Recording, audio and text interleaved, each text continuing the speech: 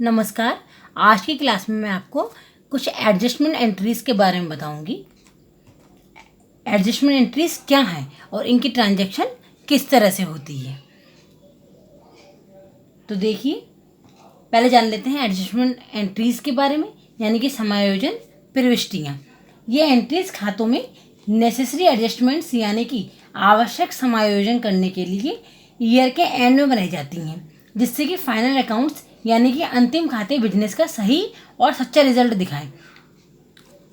देख लेते हैं कौन कौन सी एडजस्टमेंट एंट्रीज हैं। फर्स्ट एंट्री है क्लोजिंग स्टॉक और इन्वेंट्री, यानी कि अंतिम स्कंध। ईयर के एंड में बिना बिका हुआ बचा हुआ माल क्लोजिंग स्टॉक होता है। इसे नॉर्मली ट्रायल बैलेंस में नहीं दिया जाता है, बल्कि इसे एडिशनल इंफॉर्मेशन में दिया जाता है। बुक्स में क्लोजिंग स्टॉक या इन्वेंट्री को इंक्लूड करके ग्रॉस प्रॉफिट या ग्रॉस लॉस का निर्धारण किया जाता है। कॉस्ट प्राइस या मार्केट प्राइस में जो भी कम हो, क्लोजिंग स्टॉक को हमेशा उसी वैल्यू पर दिखाते हैं। इस बात को ध्यान दें, क्लोजिंग स्टॉक को हमेशा कॉस्ट प्राइस या मार्केट प्राइस में जो भी कम होगा उसी वैल्यू पर दिखाएंगे। क्लोजिंग स्टॉक की एंट्री इस तरह होगी: closing stock account debit to trading account, और नरेशन बना लेंगे being the closing stock recorded. समझ लीजिए इस एंट्री को। क्लोजिंग स्टॉक हमारा एसेट है और एसेट में जो आ रहा है वो डेबिट होता है। कि क्लोजिंग स्टॉक जो हमारा बिना बिका हुआ माल है ईयर के एंड में, तो उसे हम अपने पास रखेंगे बिजनेस में। नेक्स्ट ईयर में वो ओपनिंग स्टॉक में इंक्लूड हो जाएगा, यानी कि ये स्टॉक हमारे पास आ रहा है, हमारी एसेट है, तो ये डेबिट होगी, क्लोजिंग स्टॉक अकाउंट डेबिट। और ये व्यापार में लग रहा है, बिजनेस में लग रहा है ये वाला स्टॉक, तो इसे ट्रेडिंग अकाउंट को इसलिए हम क्रेडिट कर देंगे। तो एंट्री हो जाएगी closing stock account debit to trading account. Second transaction है आउटस्टैंडिंग एक्सपेंसेस, यानी कि अदत्त व्यय, ऐसे एक्सपेंसेस जो अभी दिए नहीं गए हैं। इसकी एंट्री किस तरह होगी समझ लेते हैं। ऐसे एक्सपेंसेस जो करंट अकाउंटिंग ईयर यानी कि चालू लेखांकन वर्ष से रिलेटेड हैं बट अभी चुकाए नहीं गए हैं। जैसे अगर करंट ईयर के वेजेस अभी चुकाए नहीं गए हैं तो इसकी एंट्री इस तरह होगी: wages account debit to outstanding wages account, और नरेशन बन जाएगी being outstanding wages accounted, account में लिख लिया गया है अदत्त मजदूरी को। एंट्री हुई किस तरह से है? वेजेस हमारे एक्सपेंसेस होते हैं और सारे एक्सपेंसेस नॉमिनल अकाउंट में डेबिट होते हैं, इसलिए वेजेस अकाउंट को डेबिट कर देंगे। वेजेस अकाउंट डेबिट जो अभी तक दिया नहीं गया है वो हमारी लायबिलिटी है और सारे लायबिलिटी क्रेडिट होते हैं। जब भी लायबिलिटी इंक्रीज हो रही है वो क्रेडिट हो जाएगी। आउटस्टैंडिंग वेजेस, मजदूरी अभी दी नहीं गई है तो हमारा दायित्व है, क्योंकि हमें आगे चुकानी है और लायबिलिटी है, तो इसलिए वो क्रेडिट हो जाएगी और एंट्री बन जाएगी wages account debit to outstanding wages account. फिर समझ लीजिए, वेजेस एक्सपेंसेस हैं और सारे एक्सपेंसेस नॉमिनल अकाउंट में डेबिट होते हैं, और आउटस्टैंडिंग वेजेस यानी कि जो मजदूरी अभी दी नहीं गई है वो हमारे लिए लायबिलिटी है और लायबिलिटी क्रेडिट होती है। तो एंट्री होगी wages account debit to outstanding wages account.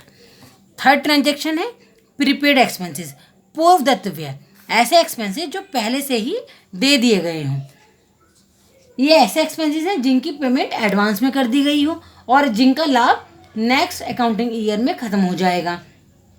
ऐसे एक्सपेंसेस को प्रीपेड एक्सपेंसेस कहते हैं। जैसे insurance, rent of shop, insurance premium या दुकान का किराया। इंश्योरेंस, रेंट ऑफ शॉप जिनकी पेमेंट एडवांस में की गई है, प्रीपेड एक्सपेंसेस होंगे। अगर कोई इंश्योरेंस प्रीमियम एडवांस में चुकाई गई है तो उसकी एंट्री इस तरह करेंगे: इंश्योरेंस प्रीमियम यानी कि बीमा की किस्त पहले से दे दी गई है, तो वो भी हमारी पूर्वदत्त व्यय हैं, यानी प्रीपेड एक्सपेंसेस जो हम पहले से दे चुके हैं, जो अभी तक देने योग्य नहीं है मगर हमने दे दिए हैं, तो इसकी एंट्री होगी prepaid insurance premium account debit to insurance premium account, और नरेशन बन जाएगी being the amount transfer to prepaid insurance premium account, यानी कि हमने प्रीपेड इंश्योरेंस प्रीमियम में अमाउंट ट्रांसफ़र कर दी है क्योंकि ये पहले से दे दिए गए हैं। एंट्री समझ लीजिए किस तरह से हुई है। जो एक्सपेंसेस हम पहले ही दे चुके हैं तो वो हमारे लिए एसेट होगी, क्योंकि ये हम पहले ही दे चुके हैं ड्यू होने से पहले, तो ये हमारी एसेट है और एसेट डेबिट होंगे। अगर एसेट में कुछ भी इंक्रीज हो रहा है वो डेबिट हो जाता है। तो prepaid insurance premium account debit to insurance premium account. किस चीज़ का भुगतान कर रहे हैं हम पहले से? इंश्योरेंस प्रीमियम का भुगतान कर रहे हैं, तो इंश्योरेंस प्रीमियम को क्रेडिट कर देंगे। नेक्स्ट ट्रांजैक्शन देख लेते हैं।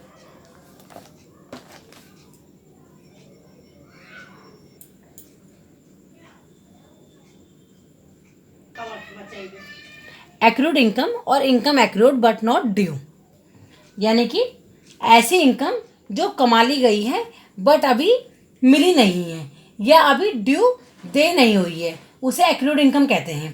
जैसे इंटरेस्ट ऑन इन्वेस्टमेंट, यानी कि निवेश पर ब्याज। इंटरेस्ट ऑन इन्वेस्टमेंट ड्यू देने योग्य तो हो गई है बट अभी रिसीव नहीं हुई है। तो एक्रूड इनकम के लिए एडजस्टमेंट एंट्री इस तरह बनाएंगे। Accrued income account debit to income account, और नरेशन बना लेंगे being income earned but not yet received, कि इनकम अभी कमा तो ली गई है लेकिन अभी मिली नहीं है। इसकी एंट्री समझ लीजिए। एक्रूड इनकम अकाउंट डेबिट, उपार्जित आय को हम डेबिट कर देंगे क्योंकि हमारी एसेट है और एसेट में कोई भी इंक्रीज हो तो वो डेबिट माना जाता है। ये एक्रूड इनकम हमने कमा लिया है लेकिन अभी तक मिला नहीं है, यानी कि एसेट है हमारी, कभी ना कभी तो मिलेगी, तो एसेट को हम डेबिट कर देंगे एक्रूड इनकम अकाउंट डेबिट, और जो भी इनकम है उसे हम क्रेडिट कर देंगे क्योंकि इनकम नॉमिनल अकाउंट में क्रेडिट होते हैं। सारे incomes and gains nominal account में क्रेडिट होते हैं, तो टू इनकम अकाउंट क्रेडिट हो जाएगा। एंट्री बन जाएगी accrued income account debit to income account. Next transaction है इनकम रिसीव्ड इन एडवांस और अनअर्न्ड इनकम, यानी कि ऐसी इनकम जो मिल तो गई है पर अभी कमाई नहीं गई है, यानी कि ऐसी इनकम जो अभी अर्न नहीं हुई है, यानी कि अभी कमाई नहीं गई है बट पहले ही मिल गई है, तो उसे अनअर्न्ड इनकम या इनकम रिसीव्ड इन एडवांस कहते हैं। अगर एडवांस में रेंट मिला हो जो अभी ड्यू यानी कि दे योग्य नहीं है तो वह भी अनअर्न्ड इनकम है, और इसकी एंट्री इस तरह होगी rent received account debit to rent received in advance account, और इसकी नरेशन होगी being rent received in advance, यानी कि एडवांस में किराया मिल चुका है। और इसकी एंट्री फिर से समझ लीजिए रेंट रिसीव्ड अकाउंट डेबिट, यानी कि एसेट है क्योंकि अभी कमाई नहीं गई है लेकिन हमें मिल गई है, और एसेट सारे डेबिट होते हैं अगर एसेट में कोई भी इंक्रीज हो रहा हो, यानी कि ये रेंट हमें मिलने वाला है तो ये हमारा एसेट होगा, और क्रेडिट कर देंगे to rent received in advance account, advance में रेंट मिल चुका है इसमें हम ट्रांसफ़र कर देंगे, तो एंट्री हो जाएगी rent received account debit to rent received in advance account. ये थी कुछ एडजस्टमेंट एंट्रीज। आशा है कि आपको एडजस्टमेंट एंट्रीज अच्छे से समझ में आ गई हैं। अगर आपकी कोई भी क्वेरी हो तो कमेंट बॉक्स में कमेंट करिए, और वीडियो को लाइक शेयर एंड सब्सक्राइब करिए, साथ ही बेल आइकन को जरूर क्लिक करिए ताकि सारे नोटिफिकेशंस आपके पास आती रहें। धन्यवाद।